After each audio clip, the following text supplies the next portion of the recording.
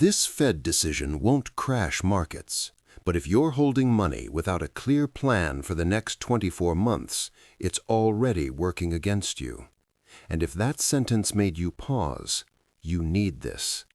Most investors think the Federal Reserve's decision is about interest rates. It's not. And if that's how you're still interpreting it, you're already one step behind the people moving real money. Rates are just the headline. The Fed's actual message lives underneath, and long-term investors who miss it don't lose fast. They lose quietly.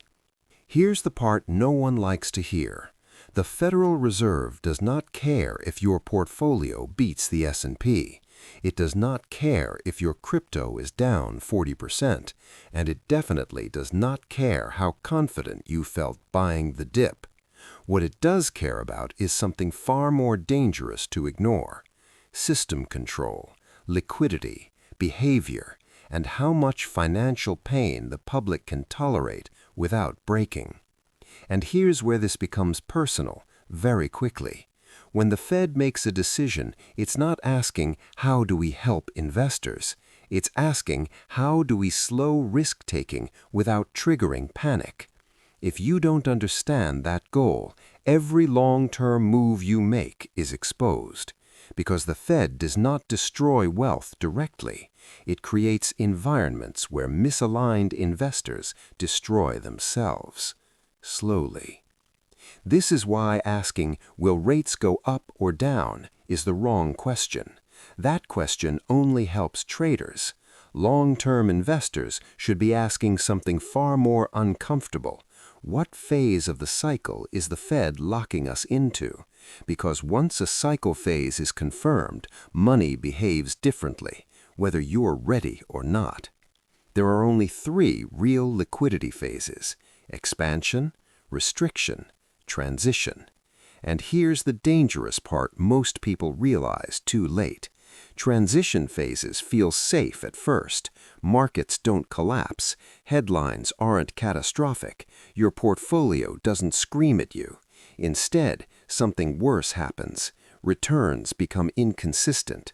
Winning strategies stop working, and patience starts to feel like stupidity. This is the phase we're in now, and it's the phase that quietly punishes passive, hopeful, or outdated positioning. Stocks don't crash immediately. Crypto doesn't explode immediately. Real estate doesn't implode overnight. Instead, capital rotates away from narratives. Volatility attacks emotions, not logic, and conviction gets tested before profits appear. That's not accidental. That's design. And this is exactly why so many Gen Z and millennial investors feel stuck right now. You did everything right. You stayed informed. You held long term, yet nothing feels stable. That confusion isn't a personal failure. It's a pressure test. The Fed intentionally creates uncertainty to flush out weak positioning, not weak people. Which brings us to the single biggest risk you face right now. It's not a crash. It's not inflation. It's misalignment. Holding the wrong assets in the wrong phase with the wrong expectations. And the most dangerous part, markets won't warn you when alignment matters most. They'll stay calm right up until patience runs out. Because when the Fed shifts tone, markets don't reward risk immediately. They test conviction first. And that's where most long-term investors fold, not because they were wrong, but because they didn't understand what game they were in. In next part, I'll show you how institutions position before conviction is rewarded, and why copying headlines instead of behavior is where long-term money quietly dies. Here's the mistake most long-term investors make after a Fed decision. They wait. They wait for clarity. They wait for headlines to agree. They wait for the market to confirm what the Fed meant. Institutions don't, because institutions understand something retail investors are never taught. The Fed never signals opportunity, it signals permission. Permission for capital to move, quietly, unevenly, and before the narrative catches up. This is why watching what institutions say is useless. You have to watch what they stop doing. After a Fed decision like this, institutions don't rush into risk. They do something far more telling. They rotate. Not emotionally, not dramatically, methodically. Capital moves from weak balance sheets to strong ones, from speculative growth to durable cash flow, from crowded trades to unloved positioning. And here's where retail gets trapped. Retail investors look for green candles. Institutions look for asymmetry. They don't need prices to go up immediately. They need downside to shrink before upside expands. That's why the most important institutional activity happens during boredom. Low volatility, sideways price action, confusing headlines. This is where conviction is built, not rewarded. And if that frustrates you, that's the point, because the Fed's transition phase creates a psychological filter. Only capital that can tolerate uncertainty survives long enough to benefit. This is why copying Fed pivot narratives is dangerous. Institutions don't position after the pivot is obvious. By the time retail feels confident again, institutions are already reducing exposure. This is especially brutal for Gen Z and millennial investors. You were taught to be patient, but not strategically patient. There's a difference. Strategic patience means knowing why nothing is happening and staying positioned anyway. Emotional patience means hoping the market eventually rewards you. The Fed's current environment punishes hope. It rewards preparation. Here's the institutional checklist most people never see. Is liquidity tightening or just controlled? Is volatility compressing or disguising risk? Is capital rotating within risk or exiting risk entirely? Right now, the answers point to selective positioning, not broad exposure. That's why index-level performance feels disappointing, while certain assets quietly outperform. And this is where most long-term investors self-sabotage. They abandon positions right before the payoff phase, not because they were wrong, but because the waiting felt like failure. Institutions expect this. They rely on it, because the final step before reward is almost always psychological exhaustion, and that's where we are now. In Part 3, I'll break down exactly which asset characteristics institutions favor during this phase and how to recognize them before performance becomes obvious. In next part, I'll show you the specific traits institutions look for right now, so you stop guessing and start aligning. Here's where most long-term investors make a critical mistake. They ask, what stock? What crypto? What sector? Institutions ask something completely different. They ask, what traits will survive this phase? Because in a Fed transition cycle, names don't matter first. Characteristics do. And if you understand these traits, you stop guessing, even when markets look boring. Let's start with the first one. Trait 1. Liquidity resilience. Institutions favor assets that don't depend on constant inflows to survive. In plain terms, assets that can breathe even when money gets tight. This is why highly leveraged plays quietly underperform during transition phases. They don't fail immediately, they suffocate slowly. Assets with liquidity resilience can handle pauses, pullbacks, and sideways action without forcing exits. That matters more than upside right now. Second trait. Trait 2. Cash flow credibility, not stories. In transition phases, narratives lose power. Earnings, usage, and real demand take over. This is where Gen Z and millennial investors feel betrayed. You were taught to buy future potential, but during Fed-controlled environments, the future gets discounted aggressively. Institutions don't abandon growth, they demand proof. If an asset can't justify its valuation today, it becomes dead weight. Third trait. Trait 3. Low expectation positioning. This one is uncomfortable. Institutions love assets no one is emotionally attached to, because expectations are already low. That creates asymmetric opportunity. When expectations are high, assets don't need bad news to fall, they just need disappointment. Low expectation assets only need stability, and stability is exactly what the Fed is engineering. Fourth trait, trait 4, volatility tolerance.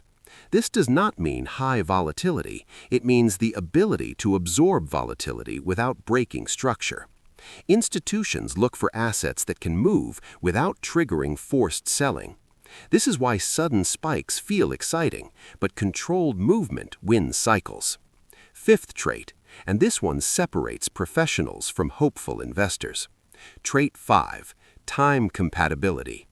Institutions ask a brutal question. Can we hold this without needing validation for 12 to 24 months? If the answer is no, it doesn't make the cut. This is where most retail portfolios collapse, not because the assets were wrong, but because the timeline was. The Fed doesn't reward urgency, it rewards endurance aligned with policy. And here's the quiet truth. If an asset requires constant reassurance from headlines, creators, or social media, institutions already passed. They don't need excitement, they need alignment. That's why performance looks unfair later, because by the time results are obvious, positioning is already crowded. Next, I'll show you how to audit your own portfolio against these traits so you can spot misalignment before it becomes regret. Next, I'll walk you through a simple framework institutions use to quietly fix portfolios without panic, without overtrading, and without guessing. Here's what institutions don't do after a Fed decision. They don't panic. They don't start over. And they definitely don't blow up portfolios chasing the next narrative. They audit, quietly, brutally, without emotion. And the audit starts with a question most retail investors never ask. What role is this asset supposed to play right now? Not eventually, not in a perfect future, right now, under current Fed conditions. If an asset doesn't have a clear role, institutions don't argue with it, they resize it. The second audit question is even more uncomfortable. If this asset goes nowhere for 18 months, am I still okay holding it? This is where hope gets exposed. Institutions don't remove assets because they're down. They remove assets because the timeline no longer fits. If your conviction depends on constant movement, it's not conviction. It's impatience disguised as belief. Third question. Does this asset need a policy change to succeed? This is critical. If an investment only works when the Fed pivots, cuts aggressively, or re-stimulates, that's not positioning. That's a bet. Institutions prefer assets that survive policy, not pray for it. Fourth question. Is the downside known and acceptable? Retail obsesses over upside. Institutions obsess over survivability. If downside is unclear, uncontrolled, or emotionally unbearable, size gets reduced, not eliminated, reduced. This is why institutional portfolios look boring right before they outperform. The fifth and final audit question is the most important and the hardest. Am I holding this because it aligns or because I don't want to admit I'm early? This is where most long-term investors lose years. Being early feels intelligent until it feels exhausting. Institutions don't get rewarded for being early. They get rewarded for being aligned when it matters. And here's the subtle but powerful difference. Institutions don't fix portfolios in one move. They adjust exposure like a dimmer switch, not an on-off button. This prevents regret, it preserves flexibility, and it keeps emotion out of decision-making. That's why they survive transition phases with capital and confidence intact. If you feel calmer after this part, that's intentional, because panic is a signal you don't have a framework. Frameworks remove fear. Next, I'll show you what long-term positioning actually looks like heading into 2026, not predictions, but posture. Next, I'll show you how institutions sit through uncertainty and why posture matters more than prediction as we move toward 2026. If you take only one idea from this entire video, let it be this. Institutions don't win because they predict the future. They win because they prepare for multiple futures without panicking in any of them. Retail investors obsess over forecasts. Will rates drop? Will stocks rally? Will crypto explode again? Institutions ask a quieter, more dangerous question. How should we be positioned if nothing dramatic happens? Because most damage doesn't come from crashes. It comes from time. Time spent in the wrong posture. Time spent waiting for confirmation. Time spent doubting decisions that were actually correct. Heading into 2026, institutions aren't aggressive. They're not defensive either. They're balanced with intent. That posture has three defining characteristics. First, optional strength. They hold assets that don't force decisions, positions that allow patience, positions that don't require daily validation, positions that keep flexibility alive.